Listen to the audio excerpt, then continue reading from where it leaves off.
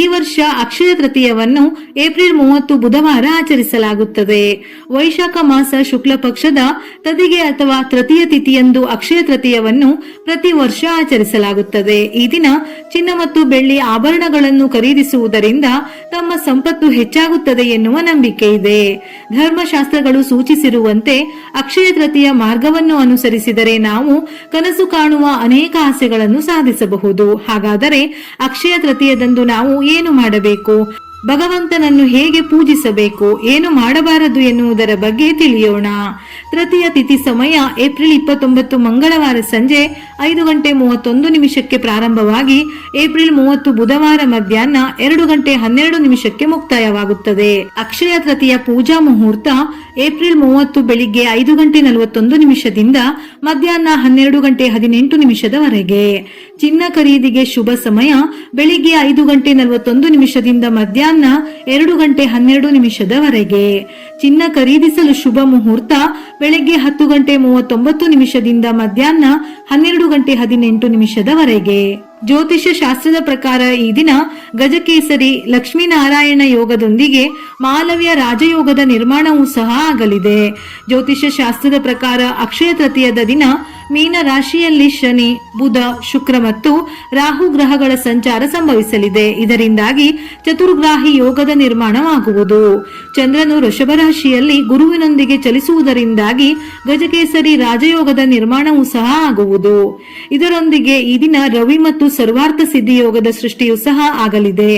ಅಕ್ಷಯ ತೃತೀಯ ದಿನ ರೂಪುಗೊಳ್ಳಲಿರುವ ಶುಭ ಯೋಗದಿಂದಾಗಿ ಈ ದಿನ ನಾವು ಮಾಡುವ ಒಳ್ಳೆಯ ಕೆಲಸ, ಪುಣ್ಯದ ಕೆಲಸ ಹಾಗೂ ಖರೀದಿಗಳು ದುಪ್ಪಟ್ಟಾಗಿ ಅಷ್ಟೈಶ್ವರ್ಯ ಪ್ರಾಪ್ತಿಯಾಗುತ್ತದೆ. ಅಕ್ಷಯ ತೃತೀಯ ದಿನದಂದು ಚಿನ್ನ ಮತ್ತು ಬೆಳ್ಳಿ ಆಭರಣಗಳನ್ನು ಖರೀದಿಸಿದರೆ ಅಕ್ಷಯವಾಗಿ ವರ್ಷ ಪೂರ್ತಿ ಮನೆಯಲ್ಲಿ ಲಕ್ಷ್ಮೀ ದೇವಿಯ ಅನುಗ್ರಹದ ಜೊತೆ ಸಂಪತ್ತು ವೃದ್ಧಿಯಾಗುತ್ತದೆ ಎನ್ನುವ ನಂಬಿಕೆ. ಈ ದಿನ ಕೆಲವರು ಚಿನ್ನ, ಮನೆ ಅಥವಾ ಭೂಮಿಯಂತಹ ದುಬಾರಿ ವಸ್ತುಗಳನ್ನು ಖರೀದಿಸುತ್ತಾರೆ. ಆದರೆ ಈ ವರ್ಷ ಚಿನ್ನದ ಬೆಲೆಗಳು ಗಗನಕ್ಕೇರುತ್ತಿರುವುದರಿಂದ ಎಲ್ಲರ ನಿಯಂತ್ರಣದಲ್ಲಿ ಚಿನ್ನವನ್ನು ಖರೀದಿಸಲು ಸಾಧ್ಯವಿಲ್ಲ. ಆದರೆ ಚಿನ್ನದ ಬದಲು ಈ ದಿನ ಕೆಲವೊಂದು ವಸ್ತುಗಳನ್ನು ಖರೀದಿಸಬಹುದು. ಇದರಿಂದ ಚಿನ್ನವನ್ನು ಖರೀದಿಸಿದರೆ ಯಾವ ಫಲಗಳು ಪ್ರಾಪ್ತಿಯಾಗುತ್ತದೆಯೋ ಅದೇ ರೀತಿ ಈ ವಸ್ತುಗಳ ಖರೀದಿಯಿಂದ ಮನೆಯಲ್ಲಿ ಸಂಪತ್ತು ವೃದ್ಧಿ, ತಾಯಿ ಲಕ್ಷ್ಮಿಯ ಅನುಗ್ರಹವು ಲಭಿಸುತ್ತದೆ. ಹಿಂದೂ ಧರ್ಮದಲ್ಲಿ ಅಕ್ಷಯ ತೃತೀಯ ಶುಭ ಮುಹೂರ್ತಗಳಲ್ಲಿ ಒಂದೆಂದು ಹೇಳುತ್ತಾರೆ. ಈ ದಿನ ಮದುವೆ, ಮುಂಜಿ, ಉಪನಯನ, ಗೃಹ ಪ್ರವೇಶ, ಭೂಮಿ ಖರೀದಿ, ಕಚೇರಿ ಉದ್ಘಾಟನೆ ಅಥವಾ ಇತರ ಯಾವುದೇ ಶುಭ ಕಾರ್ಯಗಳನ್ನು ಮಾಡಿದರೆ ಅಕ್ಷಯ ಫಲವನ್ನು ಅಂದರೆ ಅನೇಕ ಪಟ್ಟು ಅದ್ಭುತ ಫಲಿತಾಂಶವನ್ನು ನೀಡುತ್ತದೆ. ಇದಲ್ಲದೆ ಈ ದಿನ ಮಹಾಲಕ್ಷ್ಮಿಗೆ ಸಂಬಂಧಿಸಿದ ಚಿನ್ನ ಮತ್ತು ಬೆಳ್ಳಿ ಇತರ ವಸ್ತುಗಳನ್ನು ಖರೀದಿಸುವುದು ಮಂಗಳಕರವೆಂದು ಹೇಳುತ್ತಾರೆ. ಈ ದಿನ ಲಕ್ಷ್ಮೀ ದೇವಿಯ ಜೊತೆಗೆ ಗಣಪತಿ, ಕುಬೇರನನ್ನು ಹಾಗೂ ವಿಷ್ಣು ಸಮೇತ ತಾಯಿ ಲಕ್ಷ್ಮಿಯನ್ನು ಪೂಜಿಸುವುದರಿಂದ ಉತ್ತಮ ಫಲಿತಾಂಶ ಸಿಗುತ್ತದೆ. ಅಕ್ಷಯ ತೃತೀಯ ಎಂದರೆ ತೃತೀಯ ತಿಥಿ, ಅದು ಎಂದಿಗೂ ಕ್ಷೀಣಿಸುವುದಿಲ್ಲ. ಇದರ ಅರ್ಥವೇನೆಂದರೆ ಅಕ್ಷಯ ತೃತೀಯ ದಿನದಂದು ನೀವು ಯಾವುದೇ ಶುಭ ಕಾರ್ಯವನ್ನು ಮಾಡಿದರೂ ಅದರಿಂದ ನೀವು ಪಡೆಯುವ ಪುಣ್ಯದ ಫಲ ಎಂದಿಗೂ ನಶಿಸಿ ಹೋಗುವುದಿಲ್ಲ, ಬದಲಾಗಿ ದುಪ್ಪಟ್ಟಾಗುವುದು. ಈ ಕಾರಣದಿಂದ ಆ ದಿನ ಸದಾ ಶುಭ ಕಾರ್ಯಗಳನ್ನು ಮಾಡಬೇಕು. ಈ ದಿನ ತಪ್ಪು ಕೆಲಸಗಳನ್ನು ಮಾಡಿದರೆ ಅದರ ಪಾಪವು ನಾಶವಾಗುವುದಿಲ್ಲ. ಅಕ್ಷಯ ತೃತೀಯದಂದು ನಾವು ಏನು ಮಾಡಬಾರದು? ಇಂದು ನಾವು ಅನೇಕ ಬಾರಿ ಈ ತಪ್ಪುಗಳು ತಿಳಿಯದೆ ಮಾಡುತ್ತೇವೆ. ಅಕ್ಷಯ ತೃತೀಯದಂದು ಪ್ಲಾಸ್ಟಿಕ್, ಅಲ್ಯೂಮಿನಿಯಂ, ಕಬ್ಬಿಣ ಇತ್ಯಾದಿಗಳನ್ನು ಖರೀದಿಸುವುದನ್ನು ತಪ್ಪಿಸಿ. ಈ ದಿನದಂದು ಇವುಗಳನ್ನು ಖರೀದಿಸುವುದು ರಾಹು ಮತ್ತು ಶನಿಗೆ ಹೊರೆಯಾಗುತ್ತದೆ ಎಂದು ನಂಬಲಾಗಿದೆ. ಇದರೊಂದಿಗೆ ದುಃಖ, ಬಡತನ ಜೀವನದಲ್ಲಿ ಕೂಡಿರುತ್ತದೆ. ಅಲ್ಲದೆ ಅಕ್ಷಯ ತೃತೀಯದಂದು ಲಕ್ಷ್ಮೀ ದೇವಿಯನ್ನು ಪೂಜಿಸಲಾಗುತ್ತದೆ. ಈ ದಿನ ಲಕ್ಷ್ಮೀ ದೇವಿ ಮನೆಗೆ ಬರುತ್ತಾಳೆ ಎನ್ನುವ ನಂಬಿಕೆ ಇದೆ. ಹಾಗಾಗಿ ಮನೆ ಮತ್ತು ಪೂಜಾ ಮಂದಿರವನ್ನು ಸ್ವಚ್ಛವಾಗಿಟ್ಟುಕೊಳ್ಳಬೇಕು. ಇಲ್ಲದಿದ್ದರೆ ನಕಾರಾತ್ಮಕ ಶಕ್ತಿ ಮನೆಯಲ್ಲಿ ಉಳಿಯುತ್ತದೆ. ಶಾಸ್ತ್ರಗಳ ಪ್ರಕಾರ ಅಕ್ಷಯ ತೃತೀಯದಂದು ಹಣವನ್ನು ಸಾಲವಾಗಿ ನೀಡಬಾರದು. ಹೀಗೆ ಮಾಡುವುದರಿಂದ ನಿಮ್ಮ ಮನೆಯಲ್ಲಿರುವ ಲಕ್ಷ್ಮಿಯು ಹೊರ ಹೋಗಬಹುದು. ಈ ದಿನ ದಾನ ನೀಡುವುದು ಮಂಗಳಕರ. ಅಕ್ಷಯ ತೃತೀಯದಂದು ಮಾಂಸ ಅಥವಾ ಮದ್ಯ ಸೇವಿಸಬೇಡಿ. ಹೀಗೆ ಮಾಡುವುದರಿಂದ ತಾಯಿ ಲಕ್ಷ್ಮಿಗೆ ಅವಮಾನಿಸಿದಂತೆ ಆಗುತ್ತದೆ. ಈ ದಿನ ಬೆಳ್ಳುಳ್ಳಿ, ಈರುಳ್ಳಿ ತಿನ್ನಬಾರದು, ಬದಲಿಗೆ ಸಾತ್ವಿಕ ಆಹಾರ ಸೇವಿಸಲಾಗುತ್ತದೆ. ಅಕ್ಷಯ ತೃತೀಯ ದಿನದಂದು ಮನೆಯಲ್ಲಿ ಕತ್ತಲೆ ಇರಬಾರದೆಂದು ಹೇಳುತ್ತಾರೆ. ಏಕೆಂದರೆ ಲಕ್ಷ್ಮೀ ದೇವಿಯು ನಿಮ್ಮ ಮನೆಗೆ ಯಾವಾಗ ಬೇಕಾದರೂ ಬರಬಹುದು. ಈ ಸಮಯದಲ್ಲಿ ಎಂದಿಗೂ ಬೆಳಕು ತುಂಬಿರಬೇಕು. ಯಾವಾಗಲೂ ಬೆಳಕು ಅದೃಷ್ಟ ಹಾಗೂ ಶುಭ ಸೂಚನೆಯ ಸಂಕೇತ. ಅಕ್ಷಯ ತೃತೀಯದಂದು ಏನು ಮಾಡಬೇಕು? ಈ ದಿನ ಚಿನ್ನ ಮತ್ತು ಬೆಳ್ಳಿಯ ಆಭರಣಗಳನ್ನು ಮಾತ್ರ ಖರೀದಿಸಬೇಕೆಂದೇನೂ ಇಲ್ಲ.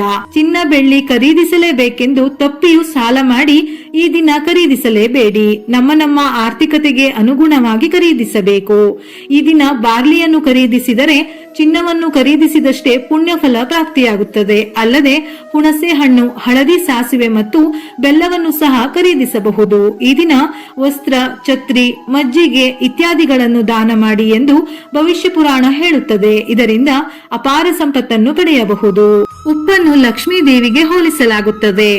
ಉಪ್ಪಿನಲ್ಲಿ ತಾಯಿ ಲಕ್ಷ್ಮಿ ಅದೃಷ್ಟವನ್ನು ತರುತ್ತಾಳೆಂದು ಹೇಳುತ್ತಾರೆ. ಹಾಗಾಗಿ ಈ ಅಕ್ಷಯ ತೃತೀಯ ದಿನದಂದು ನಿಮ್ಮ ಮನೆಗೆ ಕಲ್ಲು ಉಪ್ಪನ್ನು ತನ್ನಿ. ಮನೆಯ ಸಂಪತ್ತು ಅಪಾರವಾಗಿ ಹೆಚ್ಚಾಗುತ್ತದೆ.